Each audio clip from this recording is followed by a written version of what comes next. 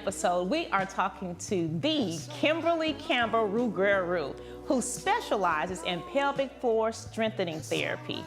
Kimberly is an entrepreneur. She loves the Lord. She has many talents, and today she's going to share with us her entrepreneur journey, what made her good at what she does, how she's gotten better, and what does the best of Kimberly look like. Today, let's welcome Kimberly Campbell Ruguaru.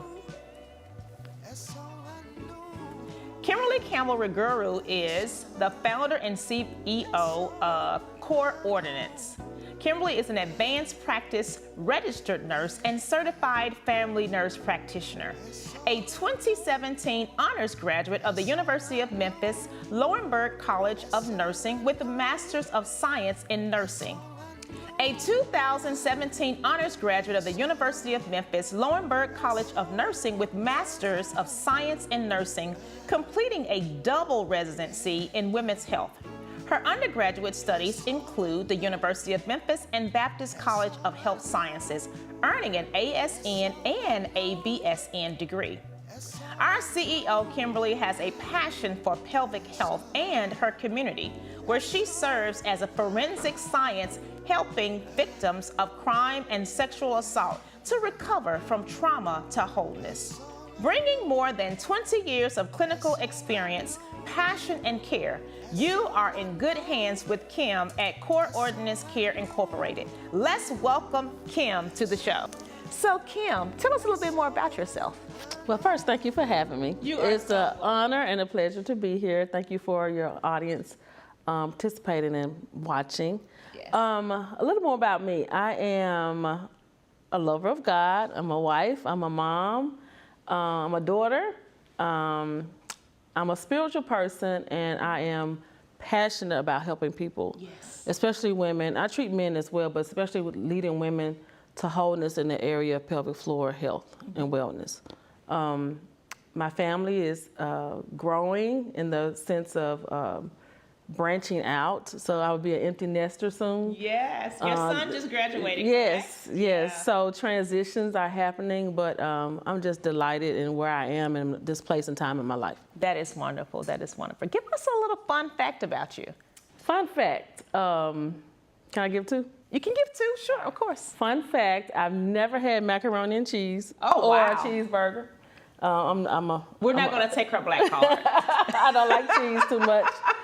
And the second fact is all of my children are lefties, are left-handed. Oh, now that's interesting. All of them, and nobody else in my family is. Wow. So, yeah.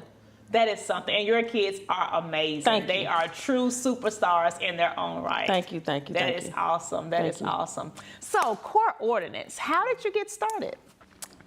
Oh, it's a long journey. But I know as a business owner, sometimes you hear people say you have to start a few before you find the one that fits you. Or they may say another way, you have to fail at some before some succeed. I wouldn't put it that way, but I started Coordinates as something else many years ago. I was helping people refresh their homes. Oh, doing wow. an uplift. And so our motto was, your vision is our goal. And helping them do that to bring joy to their life. And I just had this vision of this umbrella of what Coordinates would be. And then in 2021, right after the pandemic, an opportunity came where I was positioned strategically and divinely to move into an area on my own where I had been serving in this career path. And because the structure was already there, the name was out there, I kind of shifted and rebranded and put Coordinates under the pelvic floor umbrella so that, because it makes sense, coordinating your pelvic floor muscles and bringing all things together, bladder, bowel, pain or whatever the case may be. And it just fit and it just stuck. And so we ran with it. And so here we are today. Today's episode is sponsored by ACG Brand Management, a brand valued focus company that focuses on the value of brands for organizations as well as individuals. Now, I know the viewers may want to know what I had to come to learn before I became a client, a patient of yours. Tell us about the importance of your pelvic floor and what could weaken that. Awesome. So we treat pelvic floor weakness or pelvic floor dysfunction, which presents itself in bladder leaks, bladder prolapse or the dropping of the bladder, pelvic pain, pressure, chronic constipation, all the things that happen below the belt, right? Okay. And so the pelvic floor, if you think of the floor that we walk on as a support system, the pelvic region supports your entire body. It's made up of the core, your pelvic organs, reproductive organs for men, prostate, and things like that. And it helps to stabilize you. And so as you coordinate those things and coordinates, it's very important. Some things that can lead to weakness are trauma, injury, overuse, or inactive use. And so those things can make the pelvic floor kind of weakened, and then you start to present with symptoms like bladder leakage or overactive bladder, pelvic pain with intercourse. You know, those things, this part of your life should be pleasurable and not an embarrassment, you know, and not something that you hide and shy away from. And so it's very common, but it's not normal. Yeah. And so we want to demystify this myth about it, because people are suffering in silence. Yes. And they don't talk about it. And so I want to change that, or we at Coordinates want to change that, to demystify this myth with pelvic floor dysfunction, that you have to live with this thing. You have to make it a part of your life, that pads and incontinence pads or diapers are in your future as you become more seasoned, but that's not the case. You don't have to You wear don't the have to. diapers, the No. Depends. The commercials are nice, but they're really They're not nice, needed. and they rev up a lot of money, Yeah. right? And Yeah. so we want to be able to help patients to just live their life to the fullest, where they can live again, love again, run and laugh again. And do jumping symptom-free, jacks. And do jumping Because jacks. that's what my problem was. I was like, Kim, so when I do jumping jacks, I keep feeling like I have to go to the bathroom. And so when I came to see you, I mean, after maybe the second or third appointment, I've been doing my 200 jumping jacks every day with no problems. Awesome. And at first I was like, okay, just don't drink water before you work out. And then I would get thirsty and feel like I was dehydrated. I was like, I gotta drink the water. I was like, no, but it's gonna make me have to go to the bathroom. I have to stop in the middle of my workout. And now I don't have to. I mean, it And that was like, over a year ago. It's been over a year, and it was like a miracle. And it worked immediately. Awesome. Like immediately. You have to do the exercises. You do. So whether I want to do them or not, Yeah. I won't spoil it for you, but there's a little homework that you would have to do, but it definitely works. But it doesn't Definitely interrupt works. your whole day, did It it? does not. It takes It like does 2 not. minutes It does of your not. day. And we're proud to say that most of our patients see a 70 to 90% improvement rate. And this pelvic floor rehabilitation program that we offer has been a best kept secret, but we're trying to change that. We don't want it to be a secret anymore, right? We want to share what we have and help as many people as we can. So what do you do? What are some things you do to advertise? So from an entrepreneur perspective, our audience wants to know, what's the best way to advertise? Is it word of mouth? Is it billboards? Is it commercials? Being on podcasts? What have you found to help you grow your business? That's a great question, and I don't think there's a straight answer. Everybody's journey is different, but I think, number one, have someone like you on their team, you know, is a ACG plus. brand management. Right, is a plus. And also, just try to find what works for you, right? And so for us, what we're finding is that the groundwork that we have done over the last 2.5, 3 years is just now starting to, I'm gonna say, manifest, right, or pay off. And for me and for us as a leader, spirituality is a part of who I am. And so I'm a prayer practitioner, right? So I do all those things, but we have a medical ministry business, and so we incorporate that into it. But sometimes it's just divine instinct, just going with, when you find something that works, don't try to reinvent the wheel.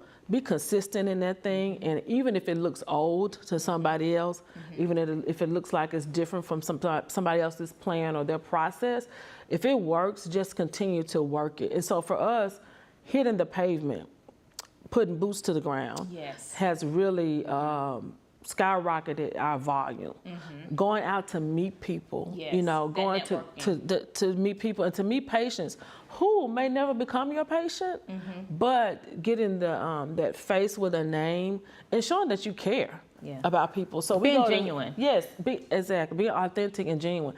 We go to nursing homes and senior facilities once a week, and I close the shop down. And that's what we do. And we get in front of the community, tell them what we offer, and we provide education. So I think, having a great team, having someone like you on your team, or partnering with you, just somebody in your support system, and then boots to the ground, of course, running ads and things like that, but that word of mouth will start to pick up, and then, of course, physician referrals. Yeah.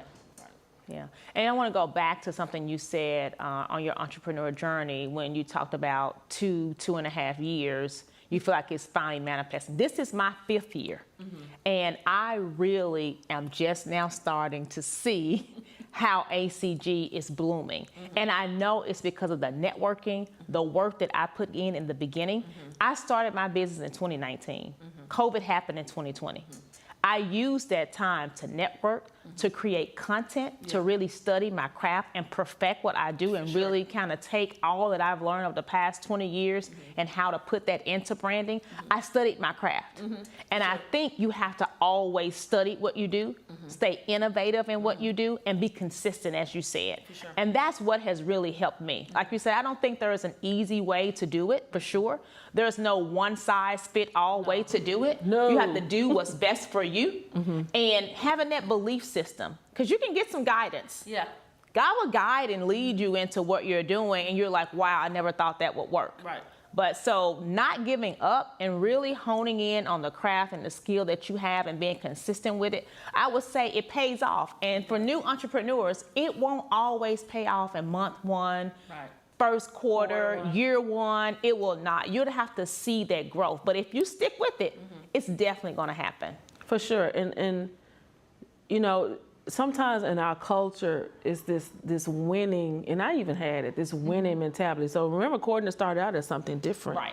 And then the Lord launched me to a ministry, a prayer ministry, and then that went another way. And so just being available and vulnerable, putting yourself out there to hear and to know if it's a no, that means you weren't supposed to go this way, but you're supposed to pivot and go this way.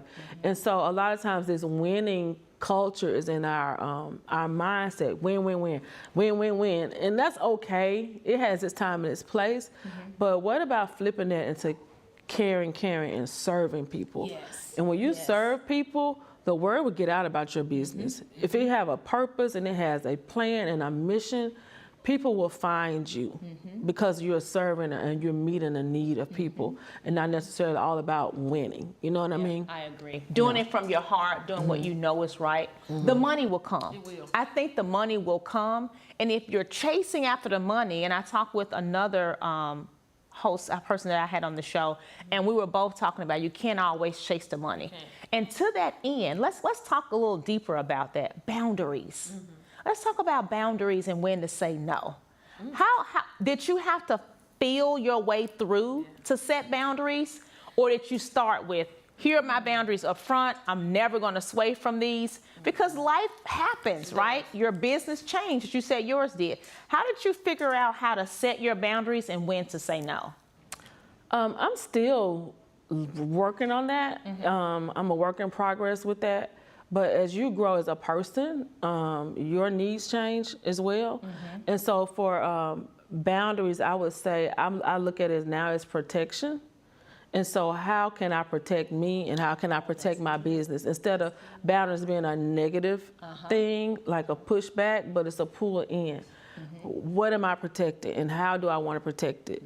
And what's the best way to do that? And protect the people who are, advocating for me as I advocate for other people. And so really knowing yourself as a business owner and having a coach. Yeah. Let me say that again. Having a coach is so important because we don't know it all. You may not know what you need to protect unless someone from the outside can look and say, hey, have you thought about this? Have you thought about that? And so I've set boundaries in, I would say just concept, like I don't nickel and dime people. Yeah. That's a boundary. That's protecting my business, the integrity of it, the character of it. I don't nickel and dime. I'm not trying to get every little, thing, whether it's an invoice or something like that. I'm responsible, but I'm not a nickel and dime type of person, if that makes sense. It does. My time is very precious, but also I'm very lenient with giving back to my family. And so I set boundaries just about a couple weeks ago. Number one, not to be just going, taking time for me. Oh, that's tough, Kim. It is tough as a business owner. That's tough. Taking time for me to just sit with me. So I go to the business every Saturday morning, and it's just me and the walls. And I take that time to sit in it, to see if it's speaking to me. Because your business will speak to you. What is it saying that it's needing? What are the people saying they need versus you giving them something you think they need? Right. And when you're always on the go and you're working and sleeping and eating and working and sleeping and eating, you don't have time to process. What am I doing? How did the day go? How did the week go? Did I meet my goals? Did you set any goals to meet? Right. Exactly. I do that every Saturday morning. For a couple hours, I sit there, it's just me, nobody else there, in the dark, and I just have time to reflect, as you just said. And then when I'm home, I do take work home. I'm working on that. But I set a time. So from 8 to say midnight is my time. And I'll work on that. And I'm not saying that has to be, in stone, but setting time when I go home, okay, if I know I need to do some things, let's just set that as a boundary so to it doesn't protect interrupt the normal flow of the family. And I did that when I was in school. I learned that when I was in grad school because my kids were little. They were smaller, our children, and they want mama. They wanted mommy. They didn't want the nurse or they didn't want the forensic specialist. They wanted mom, Right. And so I carved out time. So I would sit as I studied and I would have a little toy that we got out of a little Happy Meal. So there's something they were familiar with. And if they saw the toy asleep, then they could play with mommy, whatever. But when the toy woke up and I stood it by my computer, they knew that was mama's time to get things done. And it was close to their bedtime anyway, and then they just let me be. I enrolled them in that process, if that makes sense. So that was a boundary of protection by enrolling them. That's a really good boundary for not just entrepreneurs, but for everyone to have. Today's episode is sponsored by Spotlight Production, a television production studio. Mr. Fabian Matthews is an Emmy award-winning producer located right in Uptown, Memphis, Tennessee. So I live my life by these 5 boundaries. I have physical, spiritual, mental, financial, social. And I've had to learn to have time in each of those areas. Because if I don't watch it, I'll spend too much time socially. If I don't watch it, I'll spend too much time mentally. I'll get in a book and I'll read that book. I'm like, oh my God, it's been 2 hours. So I had to learn to give myself time for what I like to do. So I'm not giving up what I like. Not depriving yourself. Right. I've had to learn to say, you have this much time. Same thing with my finances. I always want to go out to eat, but I know that things come up. And as an entrepreneur, that money is going to ebb and flow. Yeah. You just got to know how to keep up with it, right? So I had to say, okay, I'm only going to go out to eat with friends or family once a week. So I had to learn to set those type of boundaries in those 5 areas. And that has really helped me to kind of stay grounded in not doing too much and not doing too little, because really there's no work-life balance. And as an entrepreneur, you do more work than your life balancing. You say, 9 to 5, you may work 8 hours, maybe 10. As an entrepreneur, I'm working 12, 15 hours a day. And the mental capacity it takes to, and emotional integrity, IQ that it takes to think and to envision, to strategize, to plan. It can wear you down, right? If you allow it and don't have systems in place to help you stay afloat, to help lift your spirits, to help provide you with hope, to keep going. And as an entrepreneur, you want your brand to grow, you want to get out there, you want to generate more revenue, but sometimes you have to say no. Even when you can say yes, but no is your better long run option. Talk to us entrepreneurs about a time where yes would have been good and you could have handled it, but you knew that no was a better answer. In your boundary setting and knowing what's best for your business, can you tell us about a time when you may have had to say no to something when you could have said yes? Yeah. But no, you knew what's the best answer. Yeah, and no is a whole sentence. It right? is. It's a complete sentence. As young people say, period. What comes to mind is an opportunity I had sometimes these doors open at the same time, right? Oh, yeah. So say Yeah. you're, believing for something or applying for something, and like, at first it's drought, and then it's like boom, boom, boom, boom, boom, right? Everything's coming at once. And I don't look at it as a dilemma. I look at it as an open door. Okay. And so it's like, well, which door do you need right now, and which baby needs more attention? And so I had to say no to an opportunity that was very lucrative, because it came right at the time when I got this business opportunity to start Coordinates in the facet that it's in now.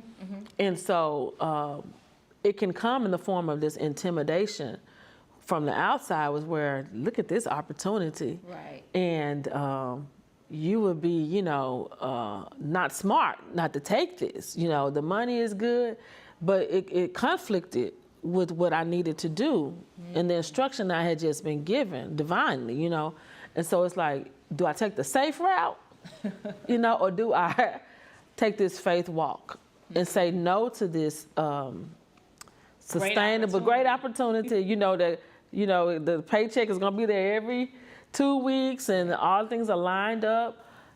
It's something I like. It wasn't anything I didn't like, but is it a good thing or was it a divine thing? And so I went with the divine thing.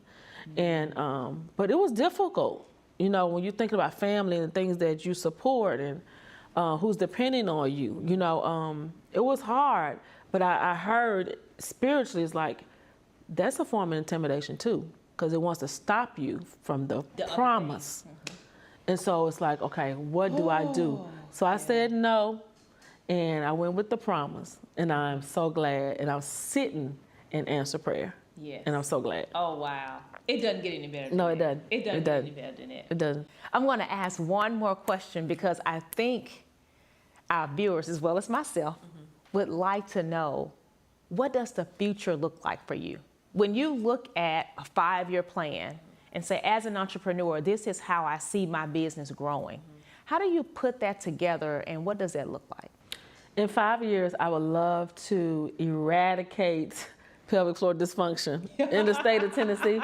Hopefully with franchises, hopefully with me coming out of the hands-on part of it as a clinician and managing and training other people to do the same. Wow. That's what our goal is. And to also bring the people who we treat for trauma and sexual assault, to be able to offer them a program as well where they can be helped in the form of pelvic floor therapy. So those are 2 big things in the near future that are going to happen because we're going to put things in place that are already kind of rolling. But I'm excited about the future. The future is secure. Not because people just need this service, but because I'm doing practical things, tangible things that make sense business-wise to help it sustain and to help it grow. I know a lot of times in our world today, we get all these big words like scaling and doing all that. Scaling means grow, people, right? This scaling means this, and so we hear all these terms, and it can be intimidating for people to step out and to go forward, in applications and grants and things like that. But it's money, it's trust, it's faith, it's growth, it's consistency, and it's networking. And that's what it is. Another one of those big words that society is throwing around that everybody thinks looks good is entrepreneurship. And the biggest reason I wanted to start this podcast was to tell entrepreneurs, those that are starting out and those that have been in business for 2, 3, 5 years, entrepreneurship is commitment. It is. Entrepreneurship is hard work. It is. Entrepreneurship is boots on the ground, hitting the pavement and taking a lot of no's, a lot of losses, a lot of hits. But those that are persistent, that believe in themselves, that know what they're doing, that get that help that they need, that business coach, that CPA, that marketer, they are the ones that are going to succeed. Yeah. This is not for the faint of heart. It's not. And you can decide or find out if entrepreneurship seems flashy or fascinating to you.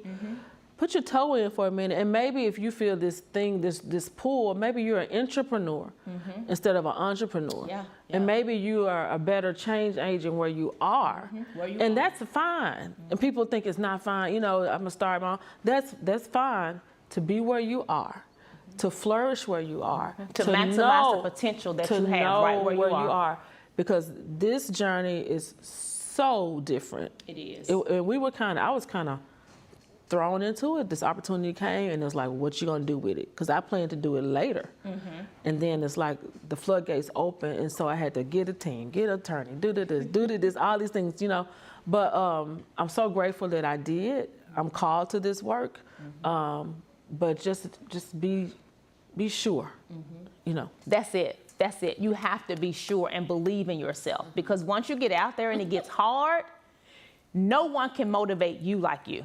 You got to be able to encourage yourself and believe in what you're doing, that you're making a difference, that this is what you're called to do, and get out there and do it. Otherwise, you'll have 4 or 5 businesses going, nothing is working, you get down on yourself, you got to go find a job, don't want to work for anybody else.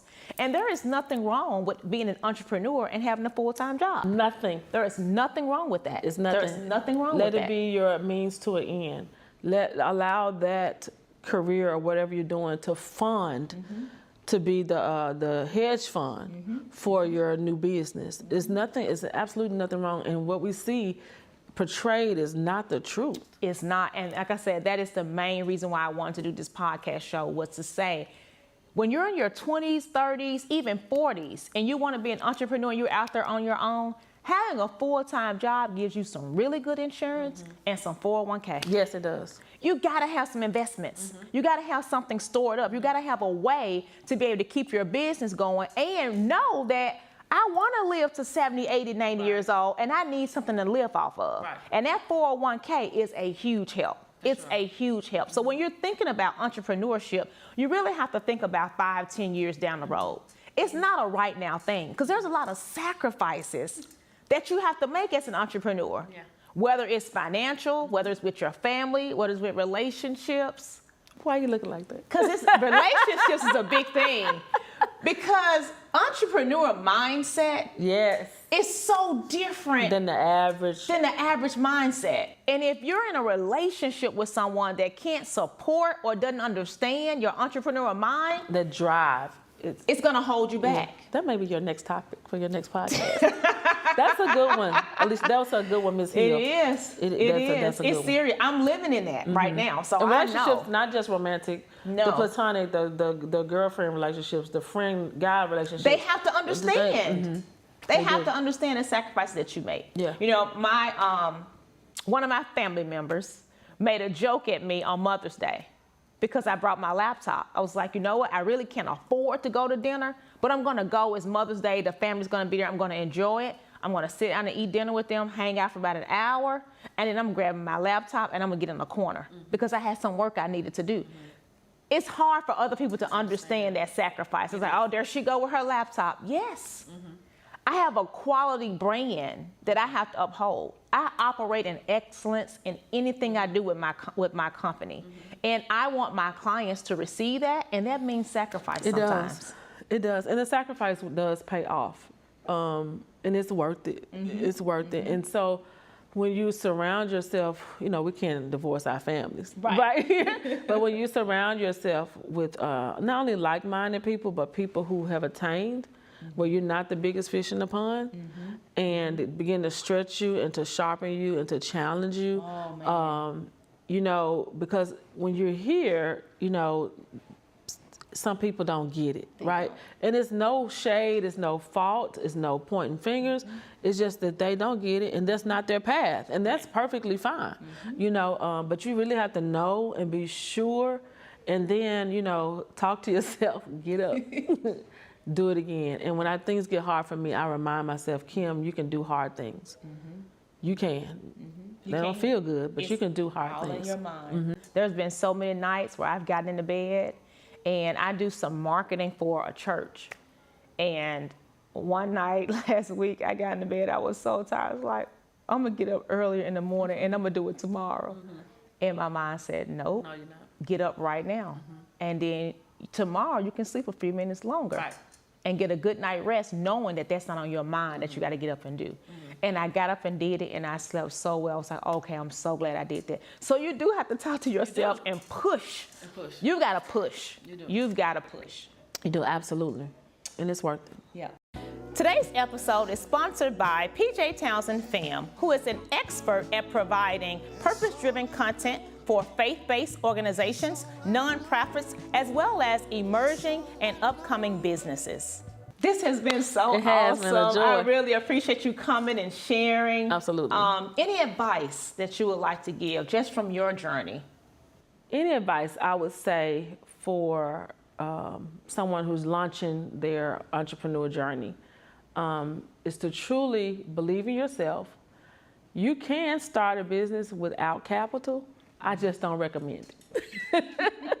I don't recommend it. It's going to put more stress on you. Yes. And so a lot of times when we get ready to do these things, plan it out, I would say. I really encourage you to plan it out.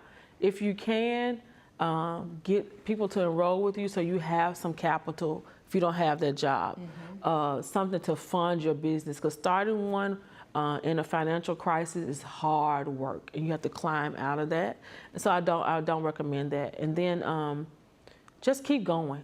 And know, like I just said, that you can do hard things when it gets hard, because it's so rewarding to see things come together. Yes. And to be able to look 20 years down the road and you have a legacy for your family. And say, wow. And say, wow, like I did that, we did that. It's so rewarding. And I would like to add to that, for the current entrepreneurs, have a plan. Make sure that you are living out your mission and vision statement.